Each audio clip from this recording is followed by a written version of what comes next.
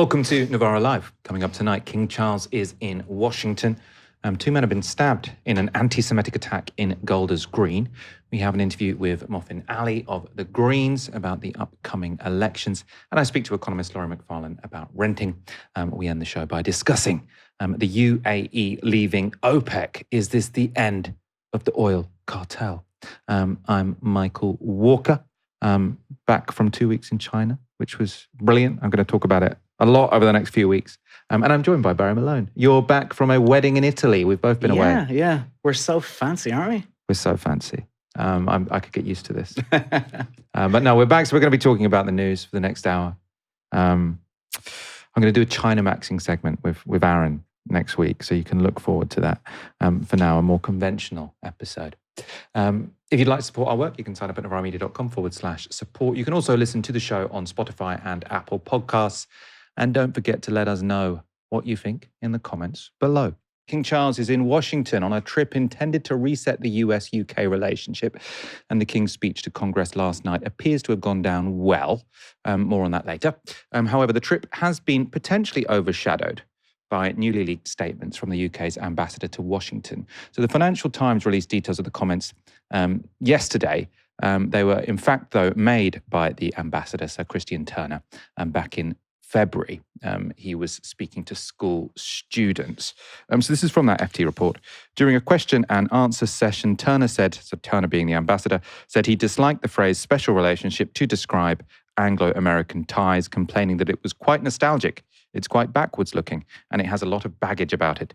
He added, I think there is probably one country that has a special relationship with the United States, and that is probably Israel. Good to know that someone in the diplomatic service is alert to that quite obvious fact. Turner also made some bold predictions about Keir Starmer's future. So again, this is from the UpT. The diplomat said of Starmer's premiership earlier in February that at one stage he was pretty clearly on the ropes and his future looked quite touch and go.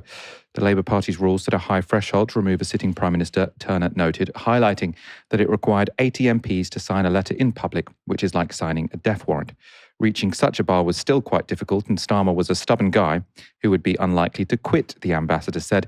However, he added, the moment I would look to is the May elections. If Labour does very badly, I suspect the party will be able to get over that threshold and remove him. Seems to me to be the conventional thinking.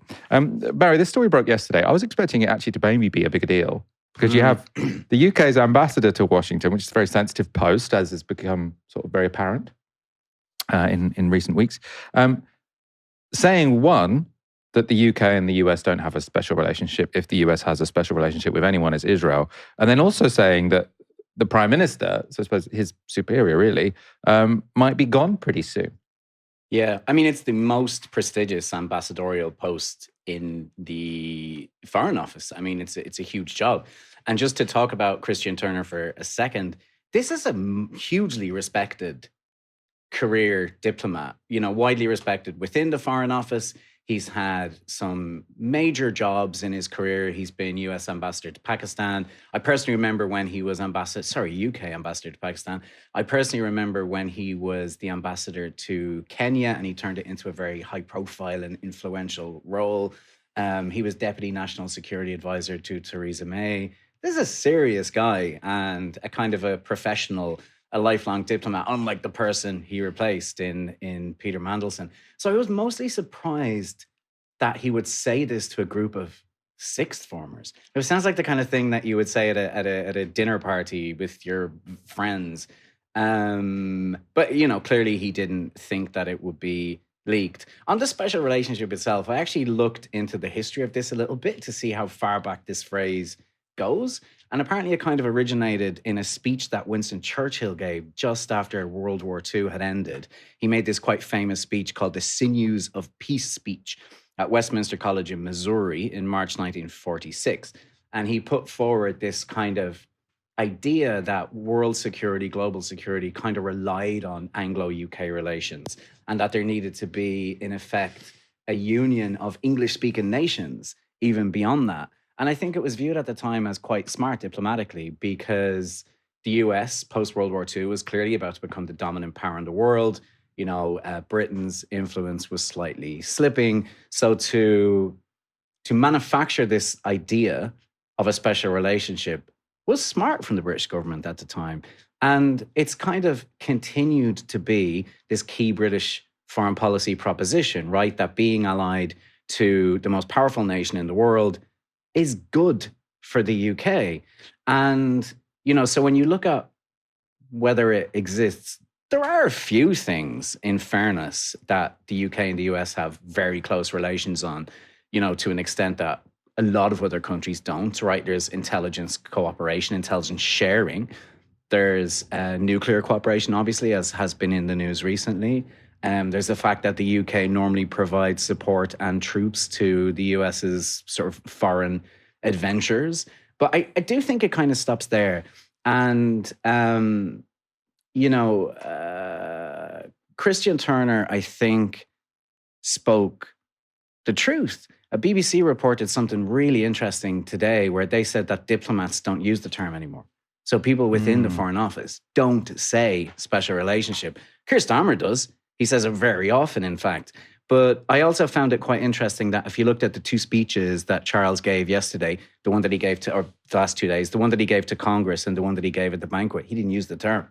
He used a kind of a closed term where he talked about special ingredients in the relationship. But I thought it was quite conspicuous that he didn't do it. So I wonder if the Foreign Office, who probably will have had a hand in what he said, have decided that it's almost kind of toxic, right, with Trump in power to talk about this. I also think that for a long time, US-UK relations or US-UK foreign policy was aligned because their goals were aligned.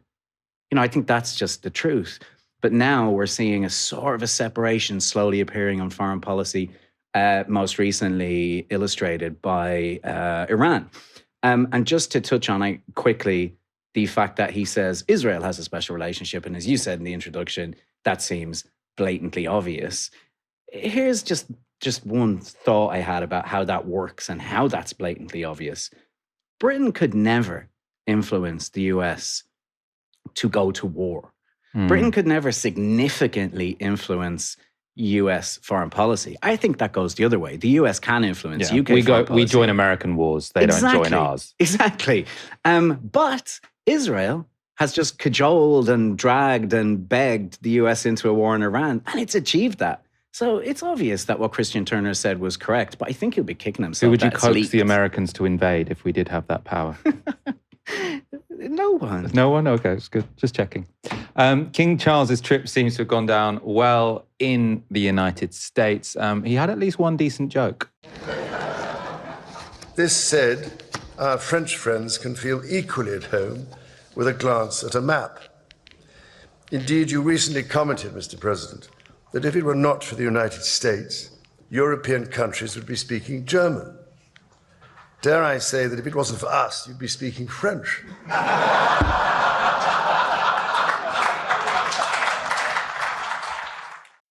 We were just discussing whether Trump got it or not. This is a reference to Trump's attacks on NATO in the past couple of weeks or past couple of months. And also the 7-year war that pitted British forces against the French in North America in the 18th century. Trump had his own jokes at the state banquet. I want to congratulate Charles on having made a fantastic speech today at Congress. He got the Democrats to stand. I've never been able to do that. I couldn't believe it. I couldn't believe it. They liked him more than they've ever liked any Republican or Democrat, actually. So I just want to thank you and congratulations. It's not an easy thing to do. That's a tough place. Barry, bit of a love-in. Lots of people giving Charles good reviews. What's the point of this all? Is there a point to this all? Yeah, I think there's a stroke of diplomatic genius to it. When we talk about the royal family and whether the UK should have one, although I've lived here for several years, I don't think I should really express an opinion because I'm Irish. But, I'm a Republican. I think it's absurd that a country would have this sort of chosen class of this chosen family who maintain these positions through birthright. I mean, I think it's nonsense. But when it comes to diplomacy, the royal family can be quite useful with certain countries. So I think I talked on the show before about how in the Gulf countries. It's amazing to have the royal family, right? Because the UK government is looking to sell arms quite often to the Saudis, to the Qataris, to the Emiratis, and to make other massive deals with them and to attract investment in the UK. And what did they often do? They send over a royal. And you got this kind of like royal to royal relationship that really helps to deal with the Gulf countries. And now we have a US president who loves shiny things. You know, it's definitely not royal to royal as much as he'd like it to be royal to royal, right? As much as he likes to consider himself a king. But I thought it was amazing, the gift that Charles gave him, or the UK government gave him, this bell from an old World War II British submarine called the HMS Trump. Who knew that existed? That was what I'm talking about as in like kind of a stroke of genius. You saw how delighted Trump was with that. And, you know, similarly, when he came here on visits, he's absolutely dazzled. He loves what the British call the sort of the pomp and ceremony, right? There was an amazing story where he traveled in one of the royal family's absurd golden carriages the last time he was here. And it turned out that it wasn't going anywhere. Like they literally just put him in it and drove it up and down to kind of impress him, right? So like diplomatically, it's smart. And I think it can mend bridges between Britain and the US.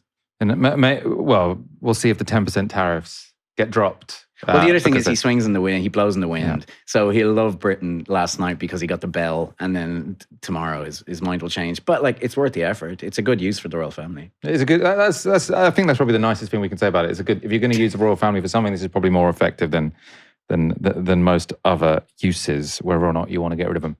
2 Jewish men were today hospitalized after a suspected anti-Semitic knife attack in Golders Green. There is footage of the attacks themselves online. We're not actually going to show you those. I think they're just a bit too distressing. We will, though, show you the footage of the suspected attacker being disarmed by police officers, which has been shared on social media. I should say this does also contain some violence and some swearing.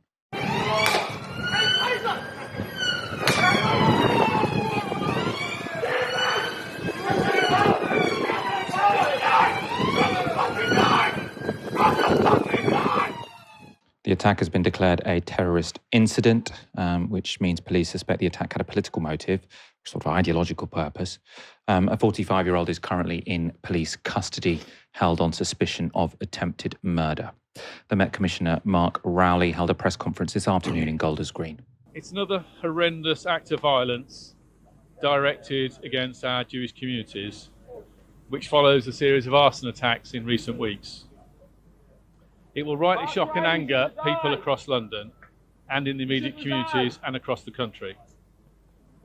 My first thoughts are with the 2 British Jews who were attacked whilst going about their daily lives, which they should be able to do freely and safely in their own local community. I also want to pay tribute to my officers who were on the scene within a few minutes and whose actions undoubtedly prevented further injury and saved lives.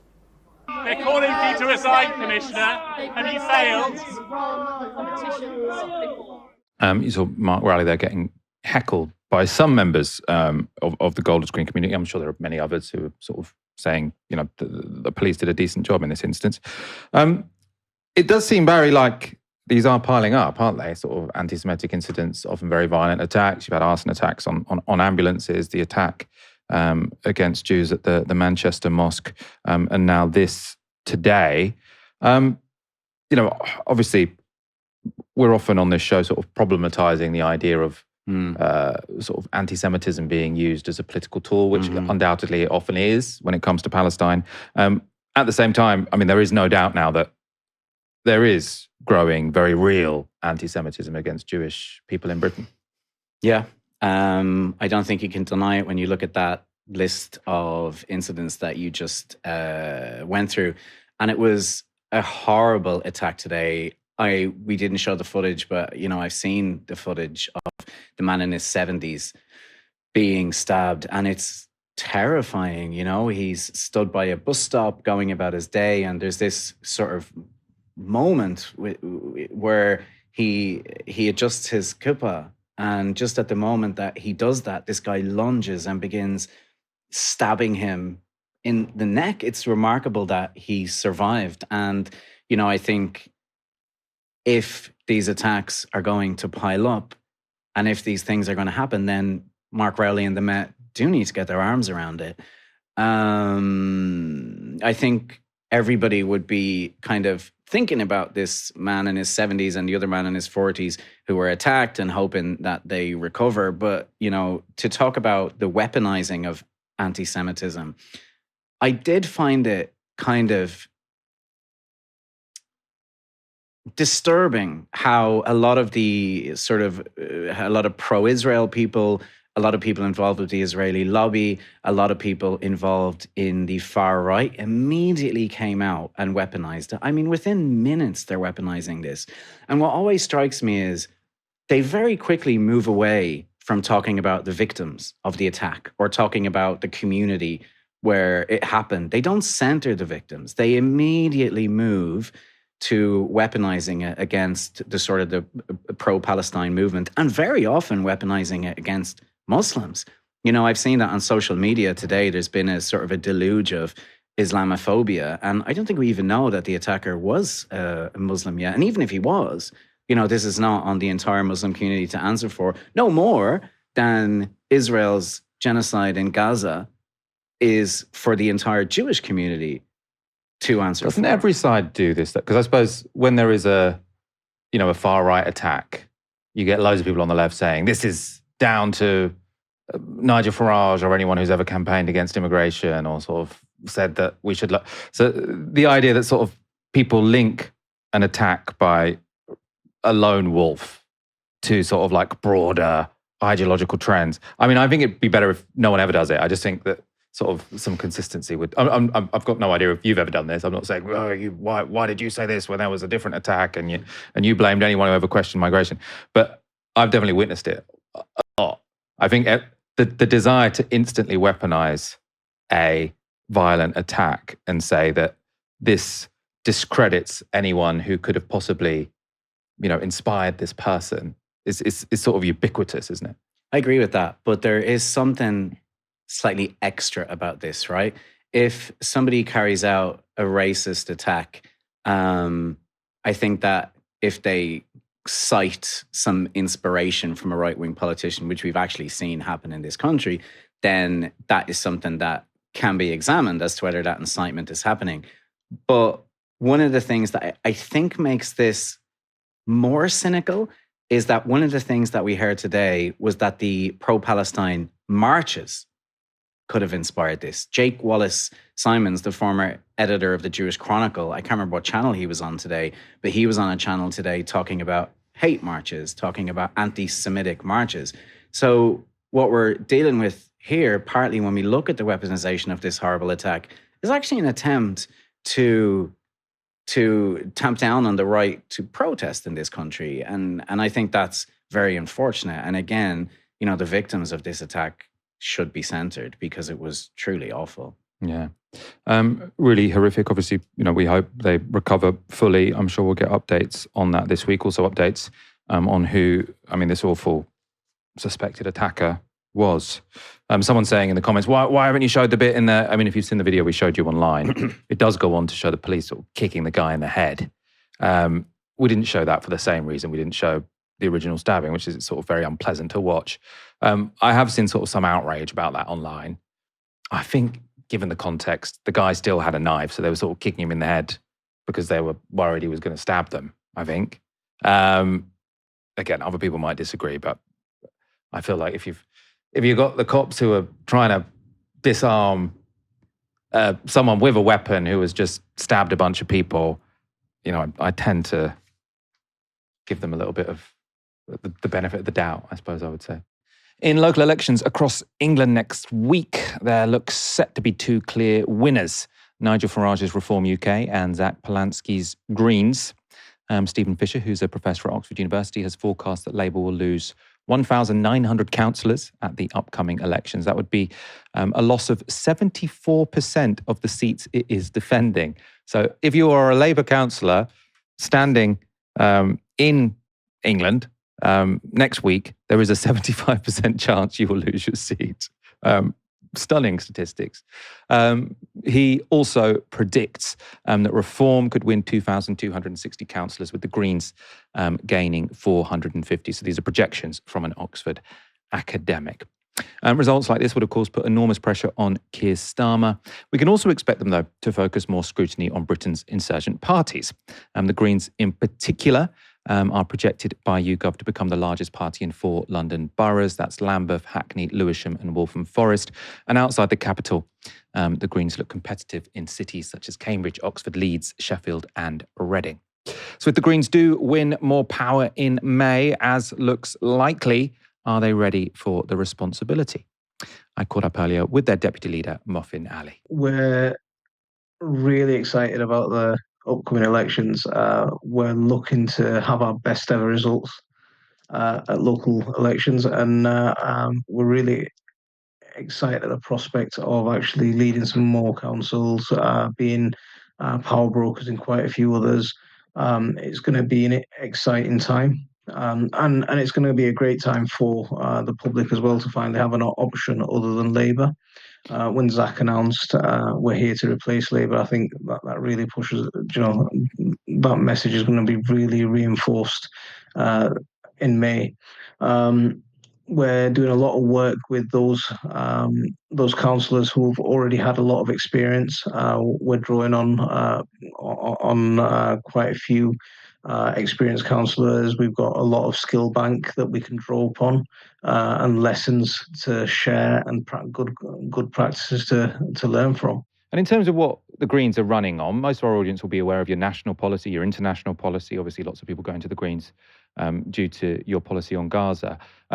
What about local government, though? Do you have a philosophy when it comes to running local governments across the UK? I think it depends on the council, really. The local councils, we're very hyper-focused on our local communities as well. One of the good things about the Greens is the way that we work within our communities, work with the interests of our communities. We just, for example, my group in Leeds, we put forward a manifesto very recently, and some of our things in our Leeds manifesto include tackling fly tipping, the problems that plague a lot of cities and a lot of places across the country, tackling antisocial behaviour, dealing with street level crime, that sort of thing. So we can keep it hyper focused. Obviously, local government comes with a particular challenge. And when it comes to finances, most local councils pretty much broke. You can't really borrow much money as a local authority.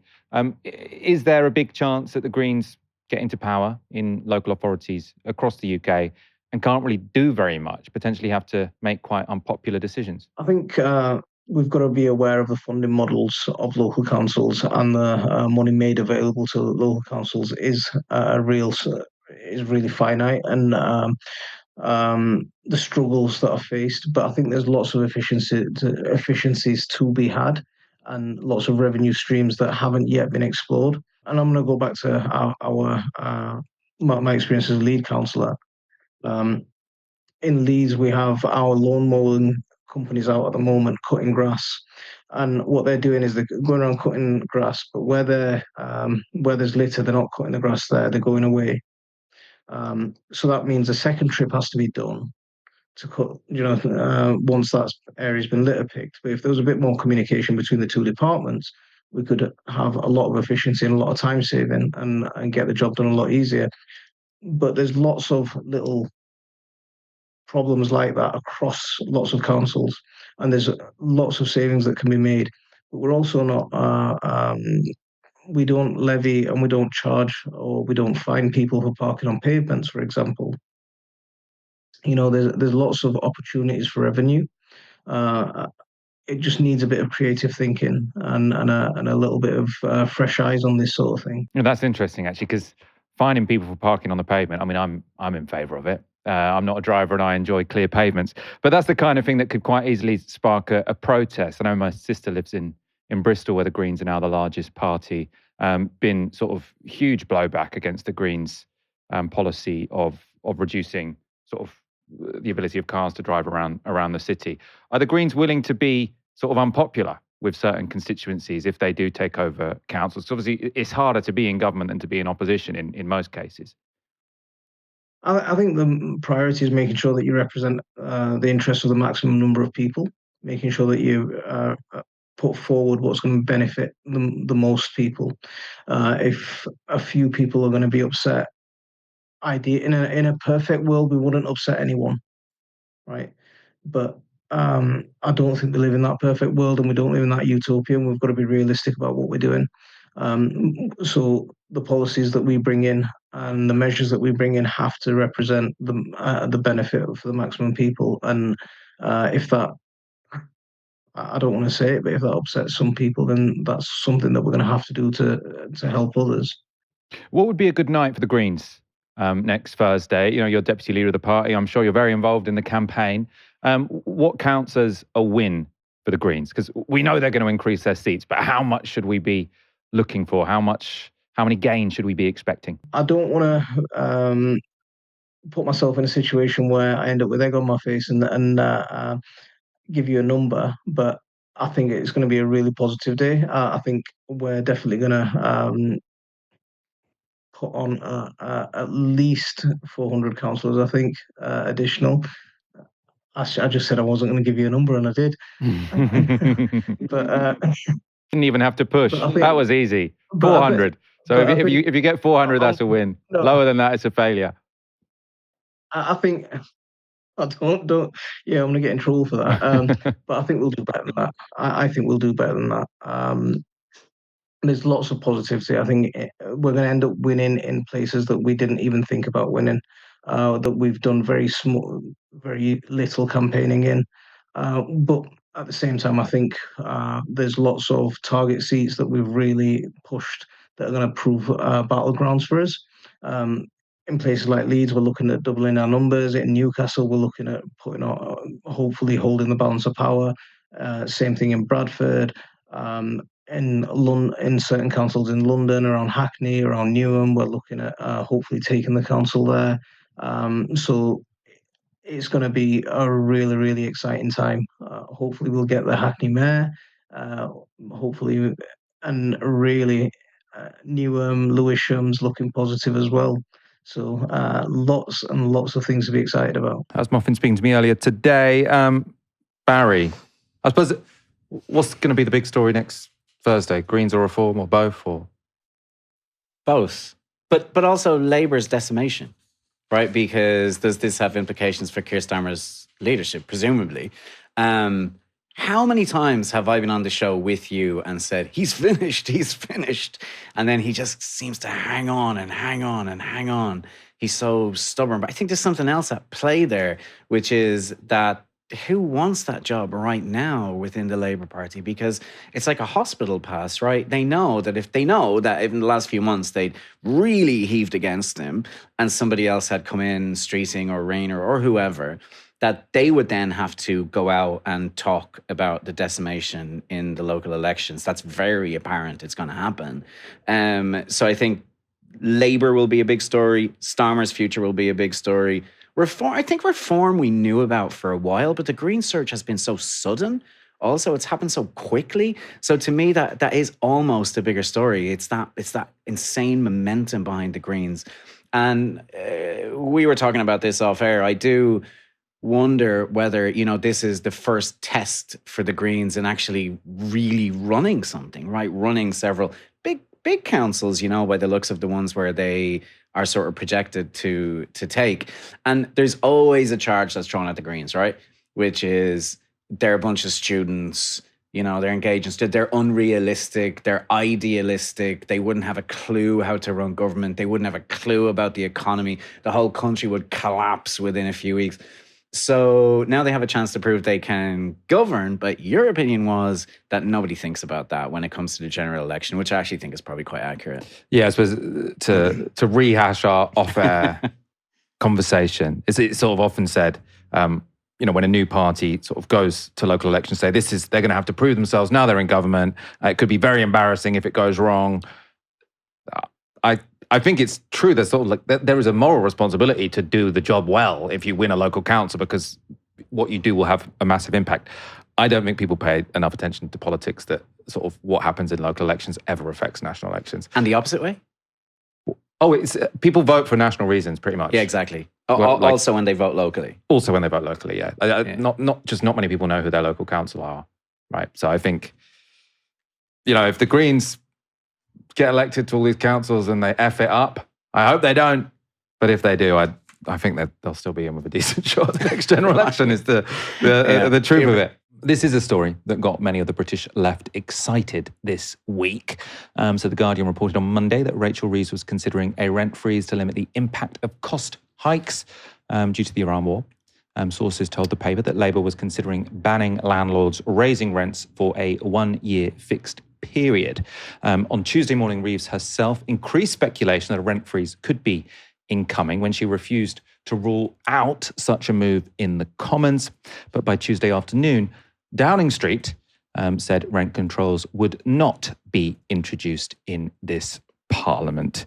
I don't know if you can call it a U-turn if they didn't announce it in the first place, but there was speculation that they would introduce rent controls, and now that speculation has been squashed. On Times Radio this morning, Housing Secretary Steve Reid gave this explanation as to why Labour wouldn't consider rent controls. We're not looking at rent controls, and the reason we're not doing that is when this was introduced by the Scottish Government in Scotland, it ended up with rents going up much higher and the amount of homes that were available to rent going down. And it's not just Scotland, that's happened in other countries around the world as well. So we don't want to make life harder for renters. We'll do everything we can to make their lives better. Steve Reid was referring there to a decision by the Scottish Government to freeze rents for a year from September 2022 and then limit rent rises for a year after that. In that instance, the freeze didn't apply to new tenancies and landlords responded by hiking rents on new tenants. That's so they could protect themselves against sort of future limits to how much they could raise the rents. If rents were frozen, it would be at a high level, is the logic from the landlord's perspective. So does Scotland prove that rent controls don't work? Well, someone well placed to address that question is Laurie MacFarlane. He's the co-author of Rethinking the Economics of Land and Housing. Very interesting book. Read it a number of years ago. He's now the co-director of Future Economy Scotland, which is a think tank. I began by asking Laurie to explain what Scotland can teach the rest of the UK about rent controls. I think there are a number of important lessons from Scotland's experience with rent controls. And so if we go back to 2022, I think September time, the Scottish Government introduced a rent freeze, which was the first time they had done this. And the context for this was that coming out of the pandemic, private renters had obviously been hit pretty hard during the pandemic. Many had built up arrears. We also had wider inflation taking off in the economy. And this was really about cost of living. And so initially there was a full 0% freeze. So a full-on freeze that lasted for about 7 months or something like that. That was then followed after that by a 3% cap. So that was just a fixed 3% cap. With some circumstances, it could be more than that, but it was pretty much universally 3%. And that lasted for about a year. And then after that, we had what was referred to as the rent adjudication process. And this was quite a complicated process whereby basically landlords could set a rent and then that could be challenged by the tenant. And then there was a kind of process to come to a fair rent where there was a top cap of around 12%, but in many cases it was quite a bit below that. And so overall, I think this experience, there's a kind of a mixed lessons here because somewhat paradoxically, it was the case that at least for a period during the cap that was in place, it was true that rents in Scotland were rising faster than they were across the rest of the UK, which obviously sounds quite counterintuitive. And I think part of the reason for that comes to some of the really poor ways that the rent freeze was actually designed and implemented. And most significantly among that was that the freeze and the cap only applied to existing tenancies. So it didn't apply between tenancies. And so what we saw was that because landlords couldn't increase rent for existing tenants, when there was new tenant agreements being made, landlords really jacked up the rent quite significantly in many cases. And that can be when obviously someone moves, but it could also be the case where if you're living in a shared flat and one person moves out, they would use that as an opportunity for a new rent agreement, and then they would hike the rent quite a bit. And because that was happening, that really pushed up overall market, that pushed up the kind of average rent across Scotland. And so in some ways that did kind of counteract the real intention of the cap and the freeze, which was to make sure that we didn't see those rises in rents. And so overall, I think it certainly did benefit people. It really did ease pressure for those who were in existing tenancies who didn't see the rents go up. But there were just many cases where people were facing quite egregious rent increases when it came to a new tenancy agreement. And that really kind of undermined, I think, some of the overall intent of the policy. And your argument there seems to be then that it failed, or to the extent that it failed, it failed because it wasn't strong enough. I suppose the counter argument would be that if you make the rent controls stronger, then you start to get some unintended consequences, be it landlords selling up, and so the rental market shrinking, or it sort of being harder to find a tenancy in the first place. Do you take seriously those concerns that are often put forward? Yeah, definitely, absolutely. And the landlord lobby made quite a bit of noise surrounding this, claiming that the freeze did in fact contribute to a number of landlords selling up. And the data on that is quite thin. It's quite difficult to unpack because we're obviously in an environment where landlords across the UK, the environment for being a landlord has shifted in a way that is less lucrative than it was before, partly because of rising interest rates, partly for a whole bunch of other reasons. And so it's difficult to untangle the effect of the freeze versus other factors. But certainly, if you just take a step back and think about it, if the state is taking steps to suppress yields on buy-to-let property, we shouldn't really be surprised if some landlords decide to sell up and decide to move on.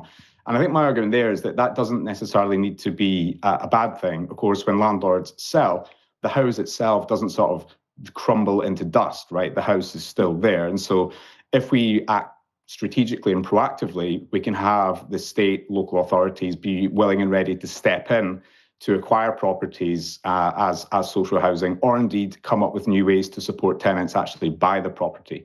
And I think this is an area where in Scotland we didn't see enough of that sort of proactive thinking around, were that to happen. The other thing just to mention, though, is that in amongst all of this period where we had a freeze, the Scottish Government was also putting plans together for permanent rent controls.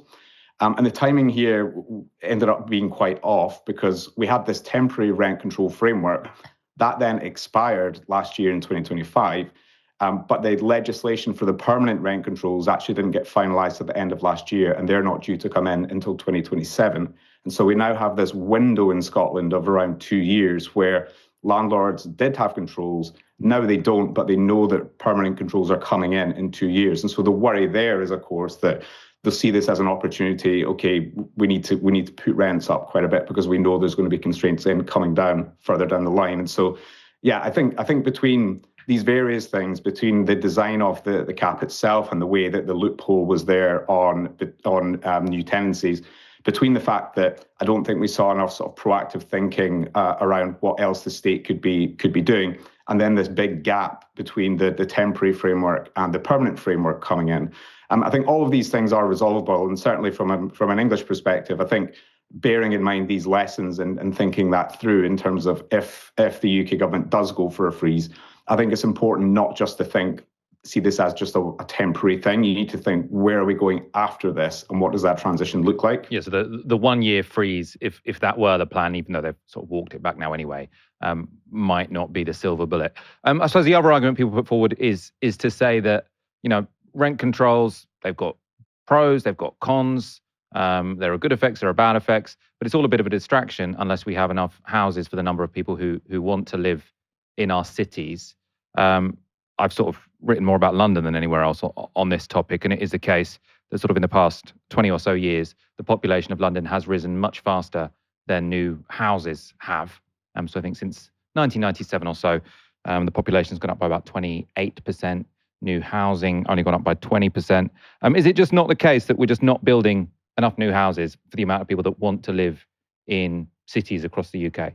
I think that's certainly true in parts of the country. And I think I definitely agree with you that rent controls, for me, are absolutely not a silver bullet. What they are is a kind of a sticking plaster to provide protection to those who are at the very sharp end of the housing crisis. But it doesn't really do anything to resolve the underlying fundamental issues in the housing market, which is driving the overall affordability crisis. And so if rent controls are introduced, I think it's essential that it's paired with other wider, more complementary measures which are aiming to tackle the actual root cause here. And part of that is around building more social housing in terms of new supply in places that need it. I think it's also about the state taking a more proactive role in acquiring the existing stock, a kind of reverse right to buy, if you like, and making sure that there's more social housing that way. Combined, I think, as well, with an overhaul of actually how we do development in this country, because a big issue that we have is we're relying on this speculative volume house building model, which almost inherently, by design, is not capable of building the number of houses in the places that we need it. It's just simply, it's incompatible with their business model. And I think this is where the Labour government is gone wrong and are starting to realise, where they came in with this 300,000 target. We're going to reform planning, we're going to liberalise it, we're going to let developers rip. And of course, since they've came into power, house building's actually been falling. It's going in the wrong direction. And so I think as long as you rely on that sort of market-led, private developer-led approach, I don't think we're going to see the step change that's needed. And I think that we do really need the state to play a far more proactive role to deliver this. Yeah, and I mean, the fact it's fallen is quite striking, isn't it? Because Labour say they have done some planning reform. I mean, people will argue it hasn't been sort of properly implemented yet. But the number of house building starts, it's not just it hasn't increased as much as Labour want it to, it's actually fallen. Various explanations for this, the fact that interest rates, still remain fairly high. I know that John Byrne-Murdoch at the Financial Times has said that it's got a lot to do with some of the new post-Grenfell safety measures that have been introduced.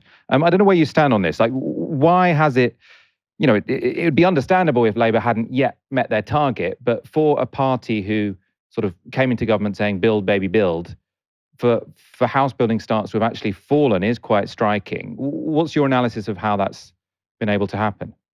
Well, development itself, when it's private-led, is extremely pro-cyclical. And so what we see is developers like to build into a rising market. So when we see the property market rising, prices going up, that's when they like to build, because that's when they make profits. When property cycle sort of comes in a downswing, as it often does, they really don't like to build in that environment. So they pare back quite a lot. They would rather actually sit and hold on to land rather than sell into a falling market. And as you point out, the wider macroeconomic environment has changed quite a bit in recent years. We've seen interest rates go up substantially. We've seen the housing market very much sort of stagnate. In fact, house prices are falling in some parts of the country as well.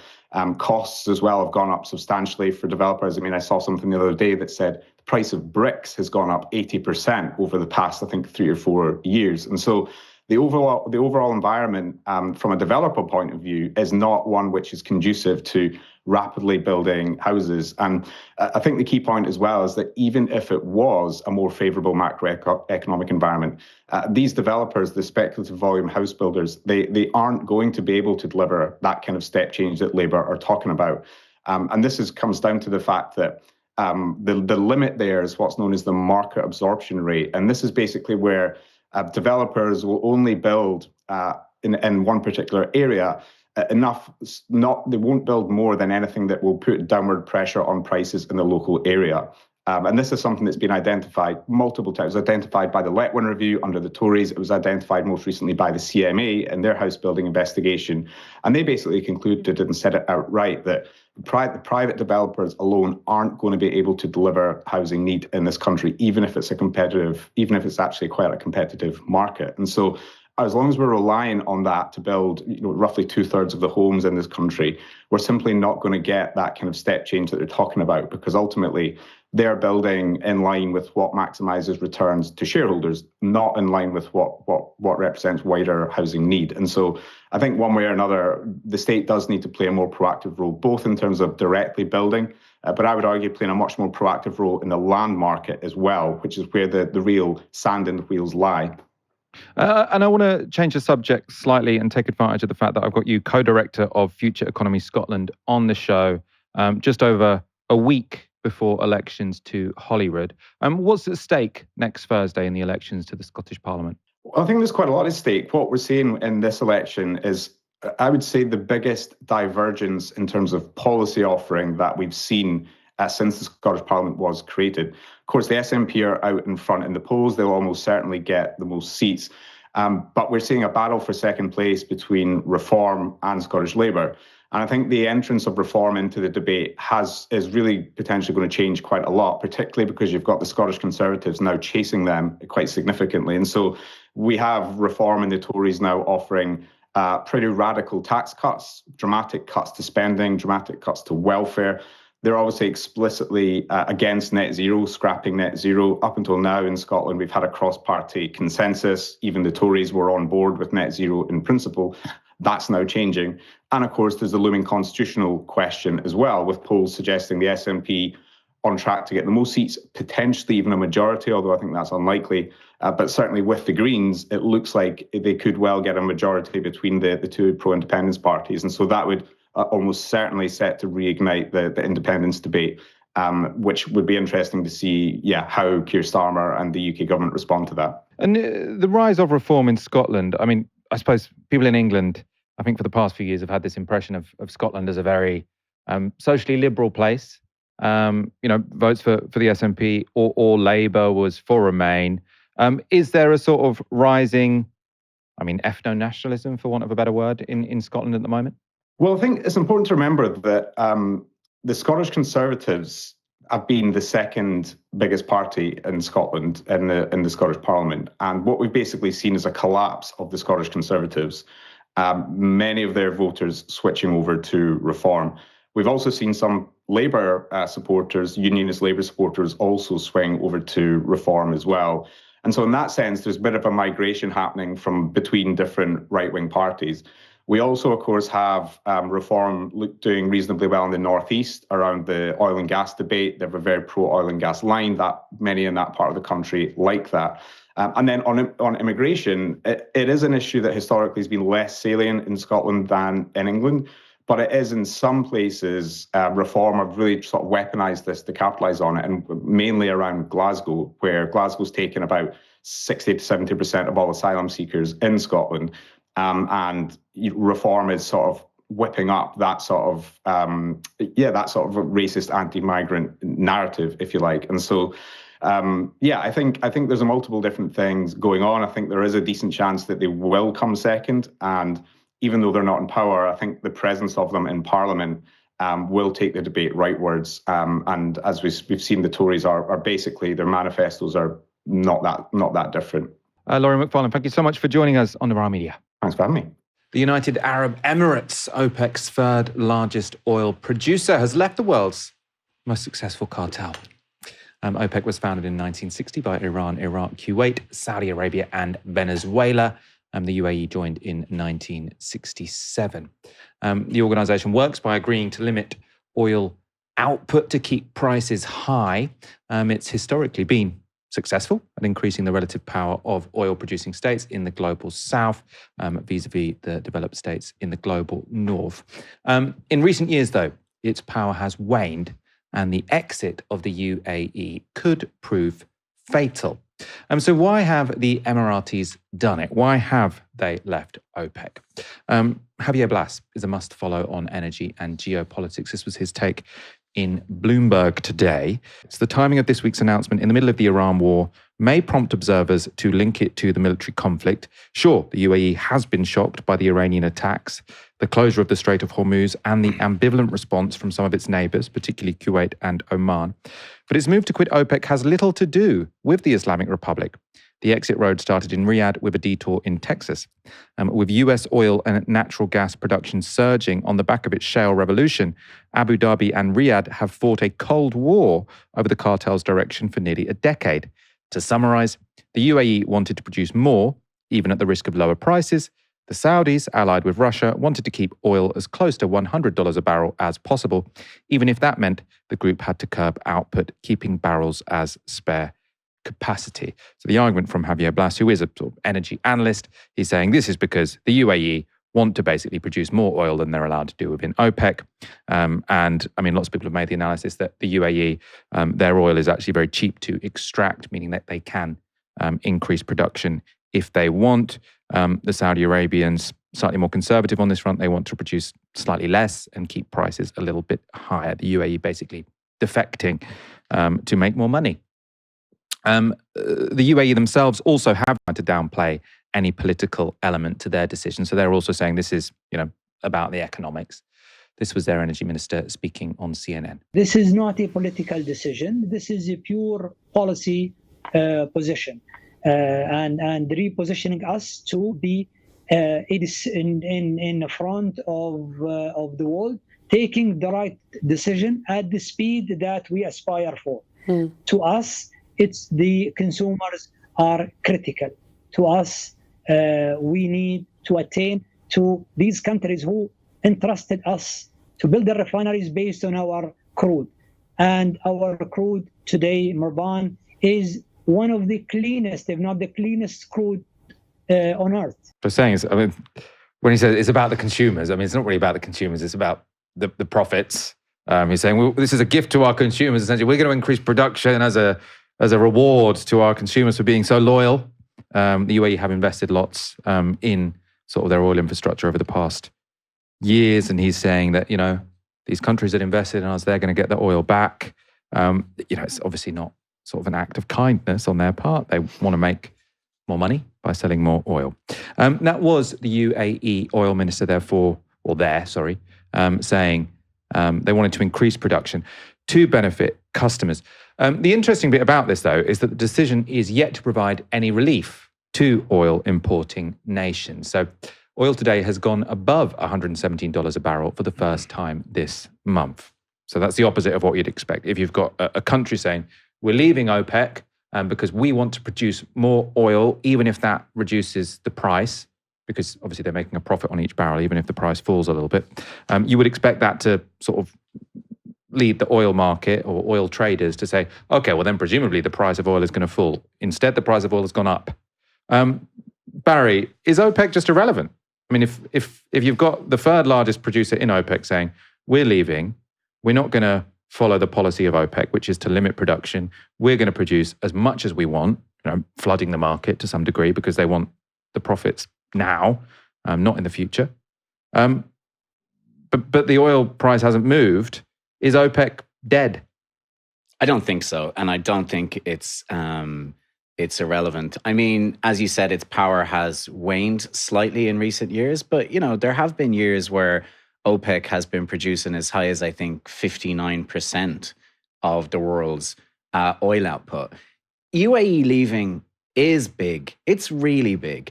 There are only two countries in OPEC really that maintain a sort of a surplus oil supply, right? One of those is UAE and the other one is Saudi Arabia. It's definitely going to weaken OPEC, but it's also going to weaken Saudi Arabia significantly because Saudi Arabia is the linchpin of OPEC and Saudi Arabia draws a lot of power from OPEC. And Saudi Arabia, through the power of OPEC, effectively regulates global oil prices.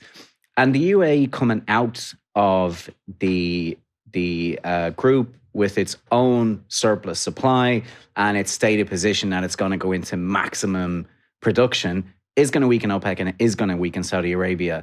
But there have been a lot of analysts today who've come out and said, let's not overstate this. OPEC's not going to break up. It's not in any immediate danger of breaking up. It was interesting what that Bloomberg columnist said about this not necessarily being tied to the Straits of Iran and also being about this sort of 10-year struggle between the UAE and Saudi. I think that's correct, but I do think that there is a sense that the US-Israeli war in Iran is sort of shaking up global institutions and weakening them, and Trump we've seen weaken NATO, we've now seen UAE pull out of OPEC, and there was even reporting today that UAE might be thinking about pulling out of the Arab League, which would be huge. So the UAE energy minister saying it's not political is completely disingenuous.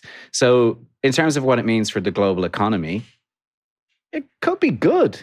Really, according to the experts, this could be really good. You're right, there hasn't been an immediate impact, which you would expect even with the signal that the UAE will do this. Obviously, it can't change things overnight because the Strait of Hormuz is still closed. But when and if the Strait of Hormuz reopens and UAE ramps up its production, then you will see oil prices drop. And you might even see a price war developing. That's going to be good for the global economy. And it is going to be good for consumers around the world, because we will see gas prices drop. We will see food prices drop. We will see prices of other goods drop. But I think there's another key thing here. This is about geopolitics as well.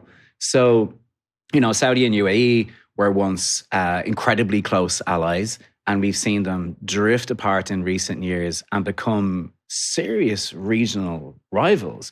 That's over influence. It's about oil, as the analyst said. It's also about, attracting talent, attracting investment as they try and actually diversify their economies away from their reliance on gas and oil. And, you've seen the UAE become a much more ambitious actor on the international stage. We've seen them extend their influence across the Middle East, but also extend their influence into Africa, into East Africa, into the Horn of Africa. I think our audience probably knows that the UAE is a key supporter of the Rapid Support Forces paramilitary group in Sudan that's currently fighting a war against the military-led government there. And that war would not be going on without UAE support, because it's UAE support that keeps the Rapid Support Forces powerful on the battlefield, and notwithstanding the fact that they're committing war crimes and acts of genocide. But that, I think, the fact that their fingers are even in there just proves the ambitions that they have. And so there's a huge political element to this. There's a huge element to weaken Saudi Arabia to this. And also, this is a bit of a win for Donald Trump.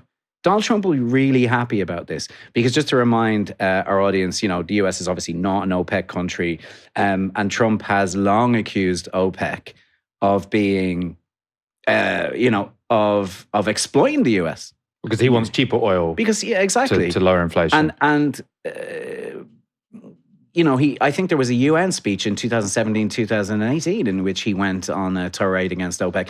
And then the other thing is, he has talked about how we give military support to these Gulf countries. Saudi Arabia is reliant on us for its security, and yet it tries to screw us over on oil prices. So for the UAE, with this move, they've managed to weaken the Saudis, and they've also managed to give a little gift to Donald Trump. So geopolitically, it's quite smart for them. So it's good for the UAE, it's bad for Saudi Arabia, it's good for the global economy, potentially, and it's good for Donald Trump. It's very significant. Yeah. No, I mean, people might say it's bad for the climate if you're producing more oil and the price goes down. I think that's probably undoubtedly true. To put a positive spin on it, though, so as I've said at the start of the show, as I'll probably keep saying over and over again, I've just come back from China, and they're all driving electric cars. You can't hear the streets. There's almost sort of silence in Shanghai because everyone is driving an electric vehicle. And what the UAE's sort of play here makes me, if you want to put a positive spin on this, it's they've made it a choice to pump their oil out now instead of in 10 years' time. So the whole idea of OPEC is that you slowly release your oil to keep prices high, knowing that you're going to be able to sell it in 10 years or 20 years or 30 years. So there's no rush, essentially. If the UAE have made the judgment that actually maybe demand for oil is now going to sort of be on a never-ending decline because of electrification, maybe they've said, well, we've got to sell it now. It's now or never. And if that's the decision they've made, that's that would be a positive. That would suggest a positive future. That's very charitable that you think they might have done that deliberately. I mean, but you're right. I think not deliberately to help the climate. I mean, it would be in their if they think there's going to be a dramatic green transition. It's in their self-interest to sell it now instead of wait. Sorry, yeah, you're right. Sorry, I'm being facetious. But I mean, they have tried to position themselves as a country that's really trying hard with the green transition. I mean, I think they even wasn't there a COP meeting in the Emirates, which a lot of people were really shocked about. Oh no, I mean, it was probably inappropriate. Was it? Was it in Qatar? Maybe, or was it the Emiratis chaired a COP meeting? Anyway, there was one in that significant region, involvement in a COP meeting that a lot of people were surprised about, but. But I said earlier, they're really trying hard to diversify their economies. And that's one of the reasons why there's huge rivalry between Saudi and the UAE. So they get that oil is running out. So you may be right that it's... the demand for oil is running out. Sorry, the demand for oil is running out. Because they got oil for years. They might get that's coming down the road. Did you travel in a robo-taxi? No, I still think robot taxis are more of an American thing. I thought they had Waymo in China now. I mean, I didn't. I went in Didi, which is just their version of Uber, which is very, very cheap. Which obviously, you don't want to be the Western tourist that says, "Oh, it's so cheap," because all that means is that the drivers aren't getting paid very much. But I mean, that would maybe mean why they don't have the robot taxis yet, because the labor's still cheap. But I associate robot taxis with San Francisco. But I imagine they do have them in China as well. But no one was calling them. Everyone calls it Didi, which is the same as an Uber. Nice. I will do a proper China maxing segment next week. For now, Barry, thank you so much for joining me this evening. Thank you, Michael. Thank you guys for watching. Come back tomorrow for another show from 6 p.m. For now, you've been watching Novara Media. Good night.